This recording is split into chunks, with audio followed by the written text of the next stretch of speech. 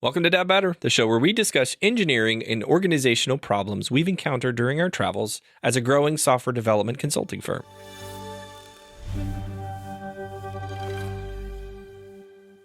The world of consulting is a challenging landscape. Clients are diverse in their size, shape, engagement level, and needs, and it's our job as consultants to understand them and ensure that we strategically align with their business challenges and the stakeholders to ensure mutual success. Aligning with clients that prioritize the same values as your service offerings is imperative to building a long-lasting, harmonious relationship. The best clients treat you like a partner, not a transaction. But how do you come to understand the ins and outs of your clients' motivations during pre-sales to see if they're a fit for a longer relationship? Or is this gig just a one and done? And once your partnership is in full swing, how do you work through the bumps in the road to maintain trust? Well, it's important to think this through since it's often more expensive to acquire a new customer than to keep the ones that you already have. Client retention must be at the forefront of your team's minds, not only when kicking off a new project, but throughout the entirety of the working relationship. Today, we'll discuss best practices for retaining clients, how to mitigate issues that arise during partnerships, and how to vet long-lasting clients from the start. Let's talk about retention.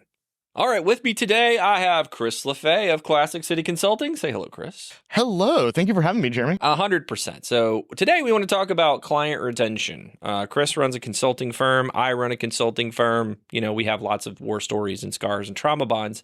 But today, I think it's very important to discuss client retention, especially with this year's economy. Oh, yes. Again, if you don't pay attention to the consulting industry like I do, and you do, it's been a bit of a dumpster fire for a lot of us. Smidgen. There's some companies I respect a lot and used to work for that have laid off people, and that's a really difficult position to be in for any services firm, again, because your product is the people that work for you. So the second, you have to eject some of your product, it kind of sucks for everybody. So today, the first thing I want to talk about is and this seems backwards, but how do we vet clients for retention? How are we purposeful about the folks that we select? And I would like to get your thoughts on that first. Chris, tell me a little bit about how you all look at your client base, like in the pre-sale cycle. Yeah, and this has actually been a hot topic of conversation between me and my team of defining how are we delivering the best value for clients long term. And historically, we've been a very project-oriented company. And within the last year or two, we have been able to transition to a lot longer-term relationships with clients and really diving into what has been that secret sauce, effectively. And as we've gotten in new people to come into the fold in terms of clients, honing in on how to define that has been really critical for us kind of during this next year of growth. And so to answer that question, really, the way that we phrase questions around, we immediately start looking at our clients and start asking long-term questions. We don't ask the immediate question. For us, we're in the marketing and web design development industry. Yeah. And so a lot of our customers come to us with the idea of needing to build a new marketing site. That's fantastic. But a new website's not going to bring new business into the door. Right. It's about how you're going to actually use that website long-term that's going to provide them the value. And so while we get a lot of people that come to us that just say, hey, we want a new website, we back that up quite a bit and say, let's talk about what your marketing strategy is going to be. How are you going to be bringing traffic back to the site? Because I like to use the metaphor of a field of dreams. You build this and they're not going to come. You have to have a plan on how you're going to be sending out emails appropriately. How are you going to be doing ad spend? How does your SEO look? Right. What's going to improve all of those things when you have a better website at your disposal to have people land on? And so by talking about those pieces of the puzzle at the very beginning of those conversations allows us to really filter out quickly who's viewing this as a long-term play and realizing that they have weaknesses. And that's really kind of the key point in all of that is the folks that want to utilize their website and realize that marketing is a big component of how they're going to grow their business. they have to realize that they have weaknesses in various different areas, and they can't do all of it by themselves unless they want to hire out a full team. And most people don't have the resources to be able to pull that off, and they don't have the expertise to manage Right. all of that. Right. And so it comes down to the question of, do we take a transaction versus not? And sometimes in my experience, it's okay to take a transaction when you know that that customer is looking for a quick hit, one and done, out the door, with the idea of coming in and showing that customer that while you think this is just a quick one and done, especially in my industry, which is software engineering consulting, if I had a nickel for every time someone thought that when a project ends, it's over, right? Software is organic. You have to continue to water the trees. You have to continue to mow the grass and handle security issues and dig deep into the software architectures, or maybe a brand new framework comes out or an upgrade. God, if you use React Native that thing, you have to update it every 20 seconds. Like they post hundreds of updates to this, and especially in mobile development where it's a very specialized section of app dev, you have to always be updating these new frameworks and doing constant changes to code bases. And a lot of clients, especially my startups, like my enterprise clients, they know, like they have entire support teams. They know exactly. Yeah, they know what they're doing. But my startup clients and my mid-tier clients come and they're like, well, hey, can you just build the thing for me and I'll pay X dollars and we're done. Sure, but by the way, there's going to be a conversation when we're done that you're going to have to think about, again, your long-term plan for this particular software asset. So during our pre-sales cycle, it's the same as yours, where we ask questions about clients and we educate them on how are you positioning this particular software asset to solve a business problem in the long term? Or is this just a back office thing we need to one and done and knock it out and then build a support plan around? But really everything should be around retention. And sometimes retention doesn't mean that you stick around, right? Sometimes retention means that you put a plan in place for the client to take over the asset, or you work with the customer's support team, or maybe even another firm, which kind of hurts. Right, yeah, exactly. But maybe there's a different firm that's cheaper for some reason that you're going to hand that asset off to. But I think that, really that dichotomy of new client doesn't know you from Adam, you want a long-term relationship, they just want a transaction. You have to got to pick that up pretty quick and craft your sales pitch to meet that. I feel like the ones where you know that is going to be a limited time relationship, going to be more transactional, you have to have a values alignment there. Because if you don't have a values alignment and it's going to be a transaction, there's going to be a lot of issues that pop up. And you're not going to have long enough time to overcome those issues and learn together to build that longer term relationship, to really get in lockstep with one another of how you're going to be moving and grooving long term. If you have that immediate values alignment, you can overcome simple challenges so much faster. And those are the wins in terms of, I like to call them overhead recovery projects, effectively. Yeah, for sure. Just to try to get those through. And those are helpful and can be valuable as long as y'all know what you're getting into. For sure. And I think the other trap to not fall into as a small business owner or a large business owner of a consulting firm is that retention does not mean active SOW. That's a thing that I've run into in my travels is, I'll advise certain new startup consulting services entrepreneurs, and they'll be like, well, I always have to have an SOW going with this client, or, they're not in my client base. That's not true at all. I have clients right now that are Fortune 500 we're not working with, that once the timing is right and the economy is in a good spot, I should be able to post up, $1 million contract there. But it really depends on where that client, how that client sees you as fitting into the strategic puzzle of their vendor list. And don't fall into that trap and oversell yourself to a client is really the advice I have there, because then you're just going to piss them off and they're not going to want to work with you. I call those reactivation clients. Right. The ones that we don't have those active SOWs with is, what is the plan of attack to reactivate and get them into an SOW eventually. And so we have different plans, and I won't call them drips necessarily, but different structures of communication flow, depending on whether you are an active client with an SOW to be retained long term, and then a completely separate subset of those processes of getting you back into play Mhm. when the timing is appropriate for whatever that business Right. looks Same like. here. It's all about touch points. It's all about ensuring that you're at the top of mind whenever things turn around for that customer. But again, it's easy to oversell there. So you just have to kind of be careful of, again, it's a partnership. It's not a transaction. You can easily fall into that mindset of, I just want the money. I need the revenue. We all need the revenue, right? Of course. I need the money or I wouldn't be, talking to you. But Wouldn't be in business. yeah, I wouldn't be in business for myself if the goal wasn't to go out and get paid. Exactly. Yeah. So there's certainly that's an important thing to think about. But the underpinnings of just trusting that you have a good relationship with that client and it will eventually turn back around into something interesting, that's when you know that your retention plan has actually succeeded in building the rapport with that customer so that they call you back, right? Yeah.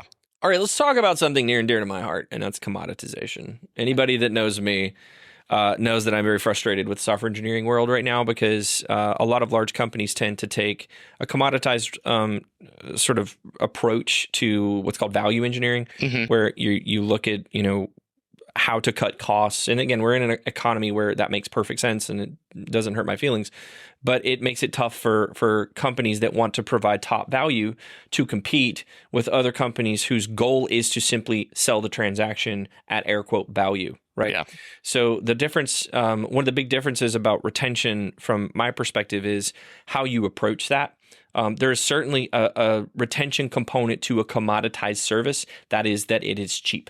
And maybe you are getting value for that too. There's plenty of good firms out there that are cost effective offshore and nearshore that provide good value. But there's also top value.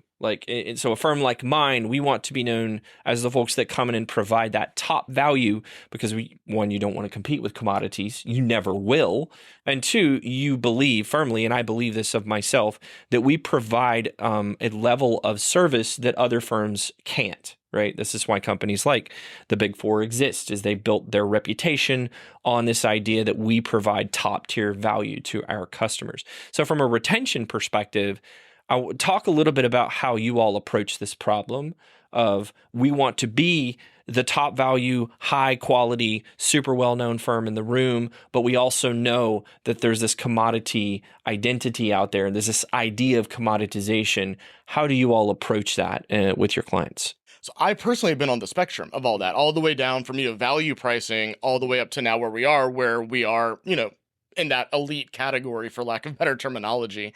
And it's all about the people that you're able to bring into the room. It's that human to human connection. And for us, it's how are we elevating our experts effectively? I want to try to get away from this agency and company logo mindset. It's not as much about classic city consulting. It's about the people that are there that really are the ones providing that value. And as business grows, hopefully it actually becomes less about the CEO and more about the individual experts that are on that team that are the ones providing the value. That's what we're selling to people at the end of the day.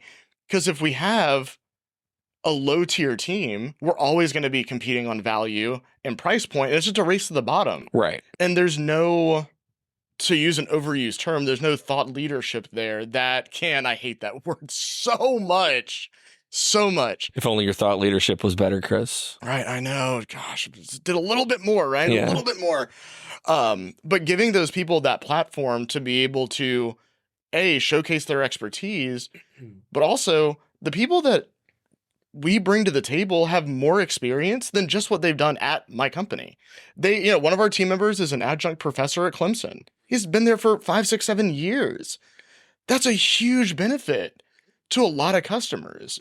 And when you're able to showcase that value outside of just a couple portfolio pieces effectively, and you start elevating the individuals, you're able to start having that stickiness at these places to where you're not just a commodity. Because if they cut you loose, they're losing that wealth of expertise that they're not going to be able to find anywhere else. Right. We've seen a similar continuum where when you start, you take whatever you can find, right? And your rates are probably a little bit less, at least if the goal is to scale. Like I build myself out at a fairly competitive rate early on because I was doing a lot of the work. I was still more expensive than, when I hired my first junior engineer or I hired my first sort of mid-tier engineer.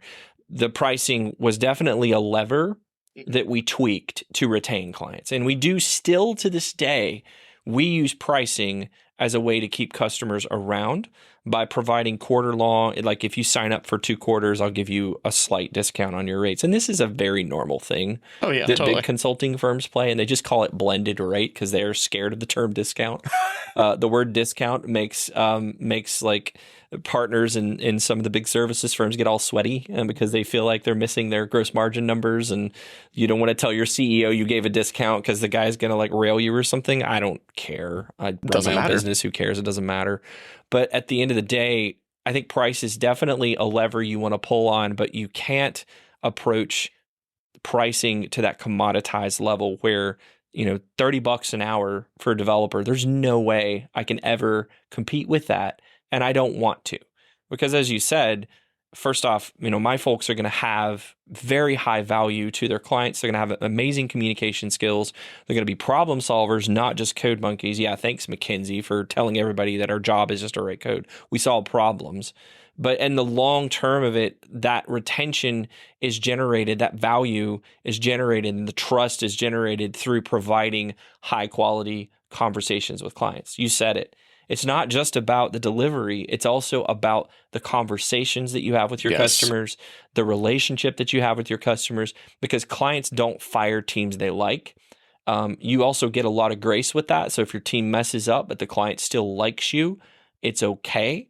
Now, it's not okay because you have to fix it, which we'll talk about next, but it still provides you with a lot of leeway, whereas on a commoditized team or a team that doesn't necessarily care about retention, you have a revolving door of humans. They don't stick around. They don't care. You lose a ton of tacit knowledge. You lose a ton of a long-term relationship, capital that you would have if you had spent a little bit more money and hired a team that's more invested in the long-term success of your company. And for your mid-caps and your startups are risky, so they're tough to take on, and that's a whole another show. But for your mid-cap customers that are an underserved market, because all the big 4, big 5, and the huge consulting firms, they want to target these multi-billion-dollar companies because that's where you can land that $5 million contract, and you're a drop in the bucket to their spend to like Accenture or somebody else. Right. They're like, yeah, I'll write a $5 million contract. Who cares? Because compared to what I'm spending with these other firms, you're like a tiny itty bitty gnat. The mid-tier market is important for us and for a lot of growing consulting firms because it's an underserved market, and they tend to want those longer term relationships. And there's a ton of $100 million companies out there. Like there's a bunch, and I feel like people don't market to them, and they don't look at them as being a good client. And in my experience, they've been great clients. They pay their bills on time. They want a long-term partnership. They're typically managed slightly differently than your public firms, which have a totally different game that those CEOs are trying to play to generate shareholder value and to push the company to the next level. But again, commoditization, top value, difficult thing to sort out at the beginning. But as you have that relationship with your customer, you need to focus on figuring out where they land on how they see you so that you can adjust your messaging. And to put a point of emphasis on something that you said there earlier is employee retention is almost just as important, because if we were working with a customer recently, and we've been with them, or they've been with us for about a year now, and one of the comments that they made to us was, your team hasn't changed. Yeah. And the other web design and marketing firms that they were working with over the last years, they got new project and account managers every 2 or 3 months. Yep. And there's, again, going back to what we were talking about before, there's no relationship there. Right. It's just a person that's just being a air traffic controller, effectively.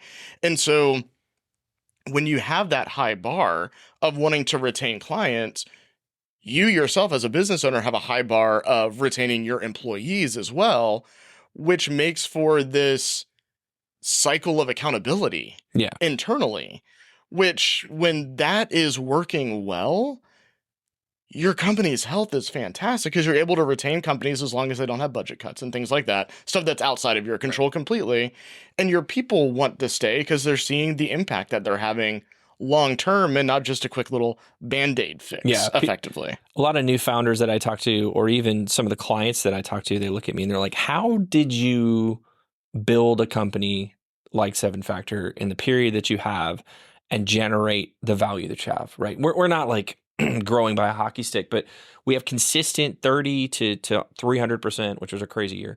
Bit growth. of a range there. Yeah, mostly 30 to 45%, right? That's around where we're at, which honestly, if you talk to the PE firms and you talk to your average business owner, they're saying that's good. Like that's really good, decent, that's what you want to see year over year to have a sustainable business. And they're like, well, did you focus on just going after big clients and big whales? And I'm like, no, I focused on retaining my team.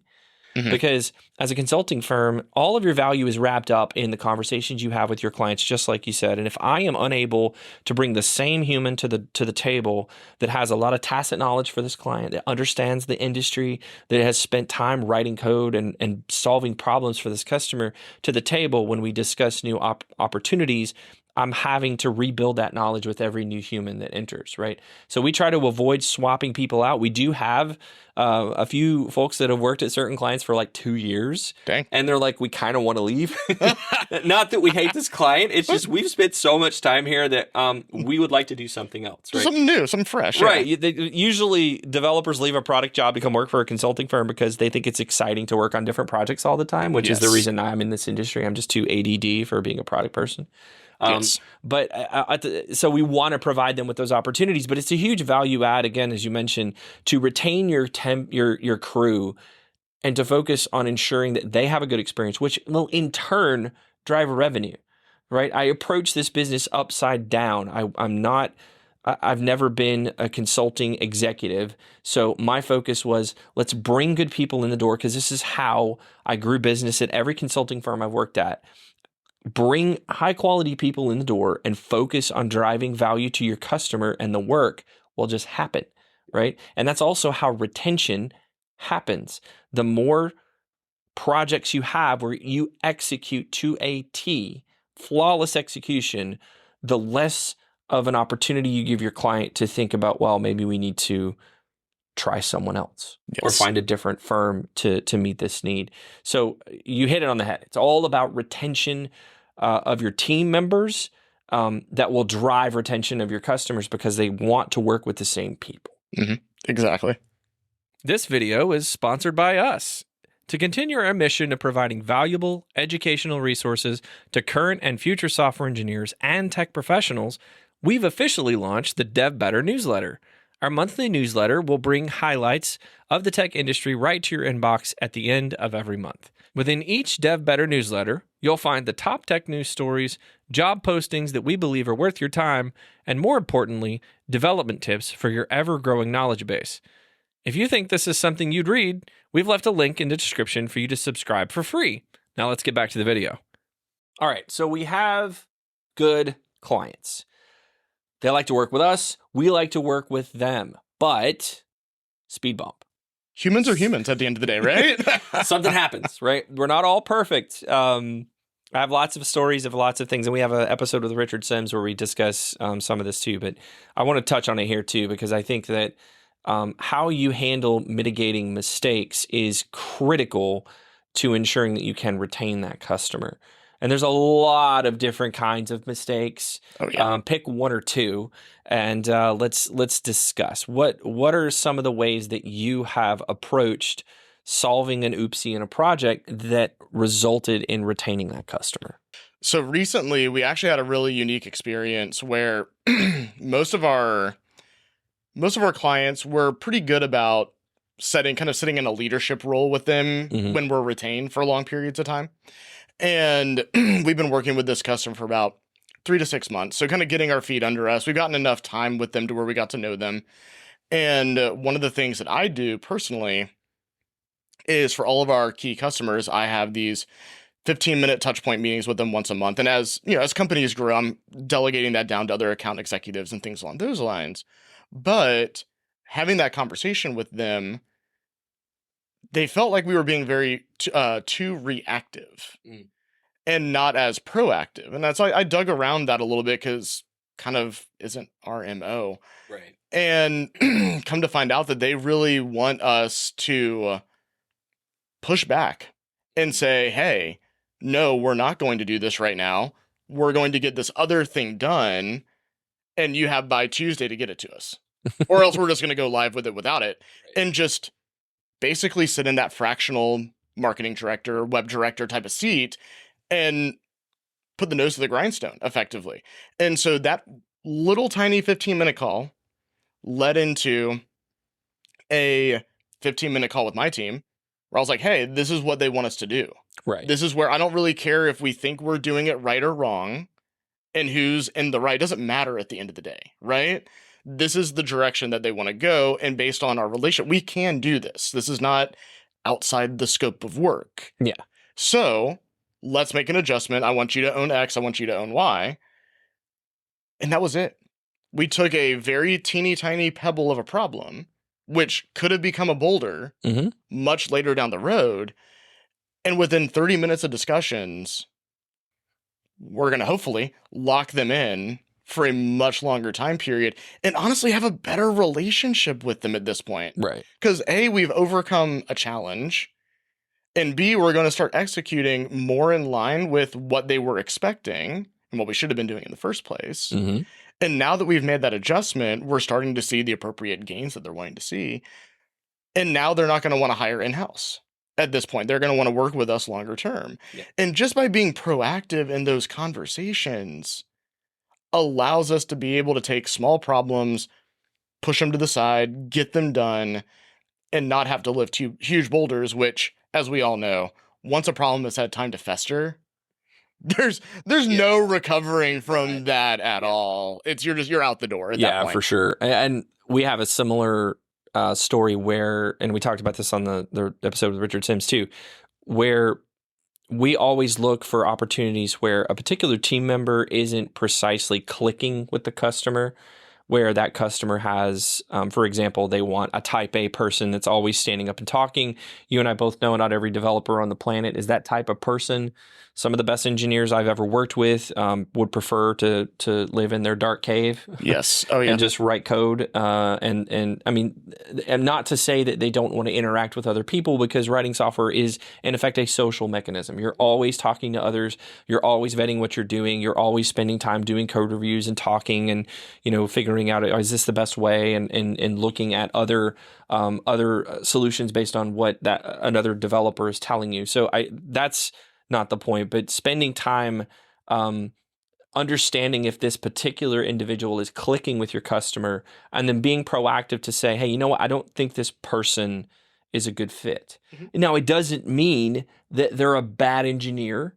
It doesn't mean that they're not a good person. It doesn't mean that they're a failure. And that's always a conversation you have to have with that individual, is like, look, we're pulling you not because you're bad, but we just think a different person would be a better fit for this particular project. And a lot of times those people know that, and they're like, thank you. Yeah. We had a project where one of our project manager was getting railroaded by the client.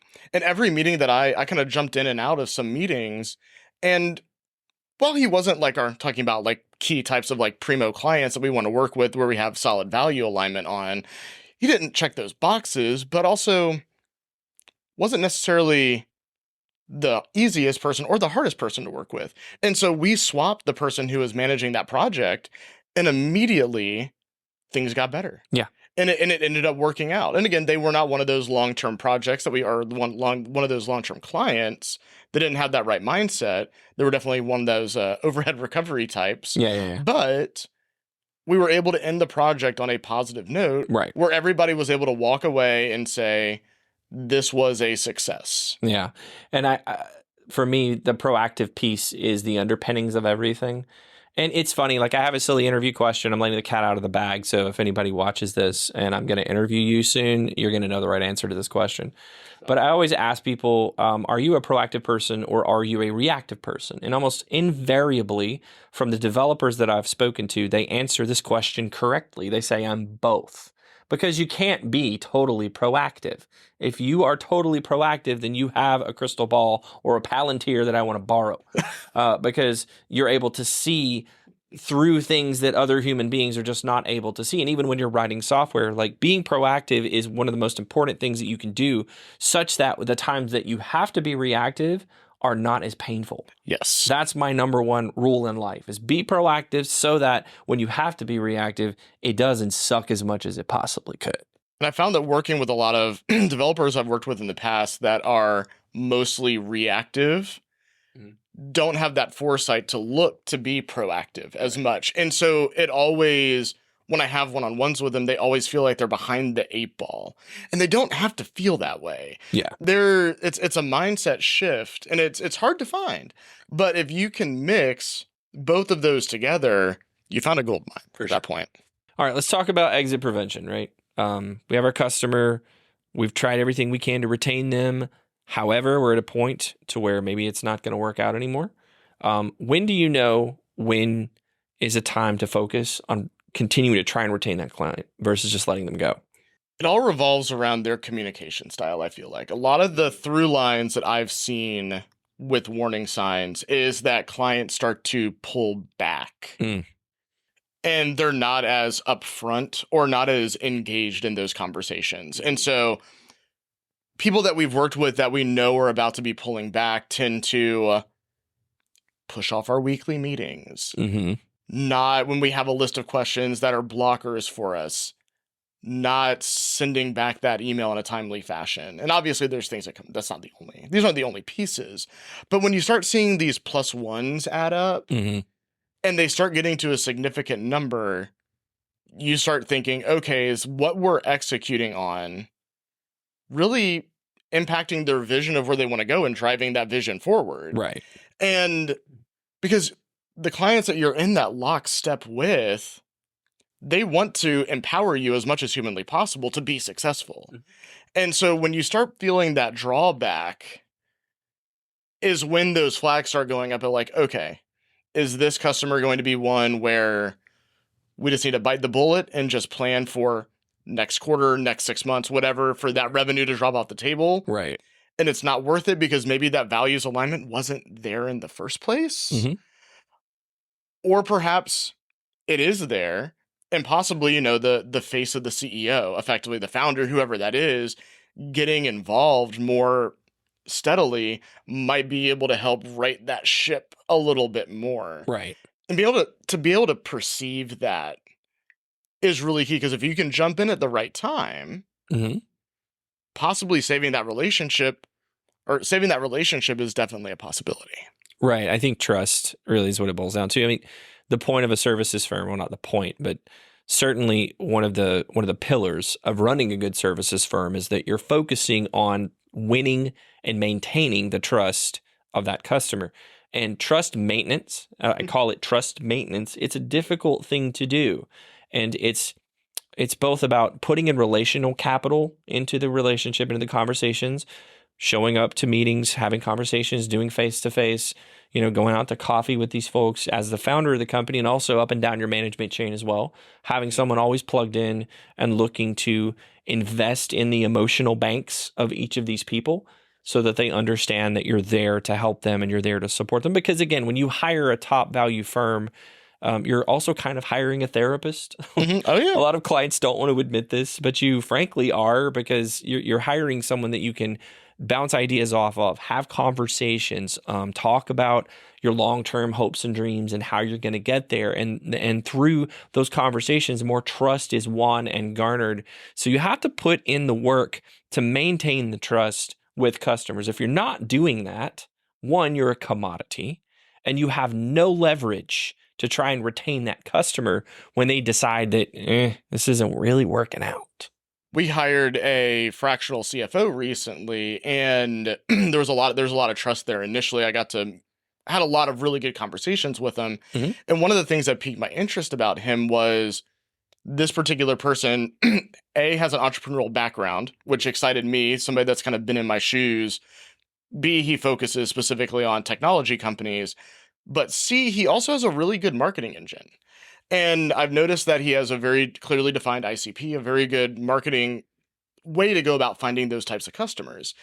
And what intrigued me about hiring him was, you were talking about like business therapy, effectively.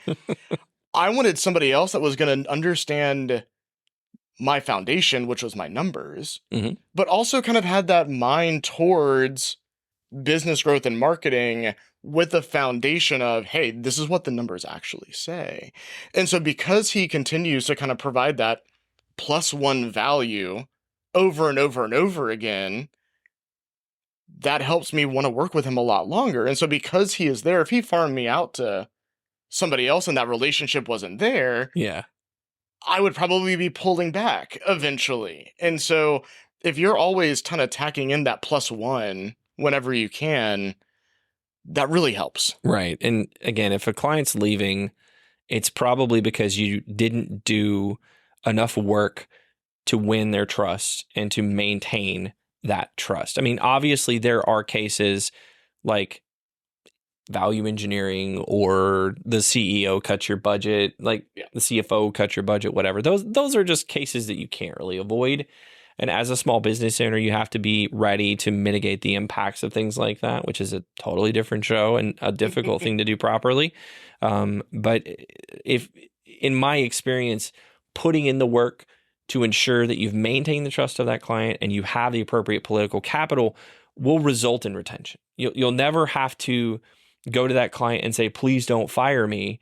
They won't even have to think about it because they'll know that you're their person to solve problem X or problem Y, right? Which is why it's so key to have a sharp definition of the services you're providing, how you're differentiated, how you're not a commodity, because you don't want to be a commodity unless you do. So, yeah, exactly. and some companies are like, we are a commodity. We are a staff augmentation firm. We just want to sell you bodies.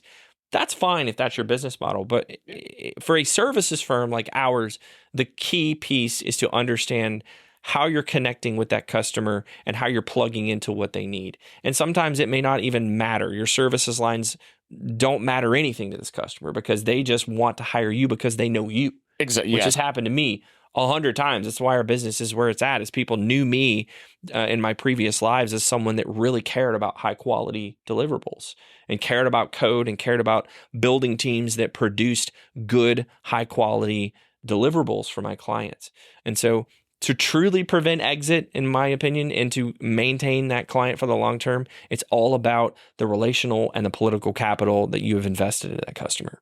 And we found that our goal, I should say, is within each of our clients that 3 people on our team have a relationship with at least one other person on that team.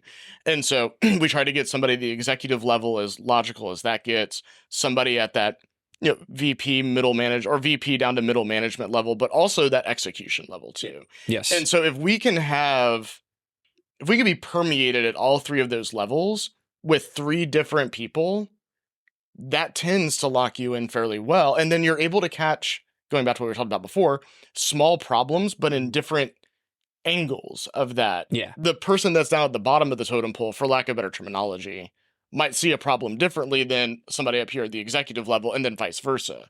So if you're within each of those locations and have relationships there, that stickiness that your company has just exponentially increases. It does. And I think at the developer level, having that relationship, I don't want one of my clients' engineers going to their engineering manager and saying, hey, this guy sucks. Right. Yes. This will happen to some degree because if there's just someone who's just very angry for whatever reason and doesn't like consultants, which I've encountered these people in my lives. They think consultants are a scam and they're just here to take your money and take your jobs. Those people, you won't win them over, so don't try. But I shoot for being the company that the software engineer that we're working with on the client side looks at us and says, yeah, those folks are really good. Maybe they don't do everything the way I would do it, or maybe they are kind of wonky in this test-driven development thing, and I don't believe in that. That's totally fine with me. It doesn't hurt my feelings if you do disagree with me, which is the joy of being a software engineer, is we can disagree because our industry is so diverse with how you solve problems. We can disagree but still achieve the same result as long as we do it respectfully, right? So I think that is a big component that I'm glad y'all are focusing on, because we are too. And the other services firms I've been at don't care about that. They care about the executive leadership. They care about layer 1, layer 2, middle management. They don't necessarily worry about, do the engineers that my people are working with respect us? Because if you go grassroots bottom up, that can also win some clients that normally would look at you and go, I don't want to hire a consulting firm for that. So, all right, Chris, fantastic episode, my friend. Thank you for your time.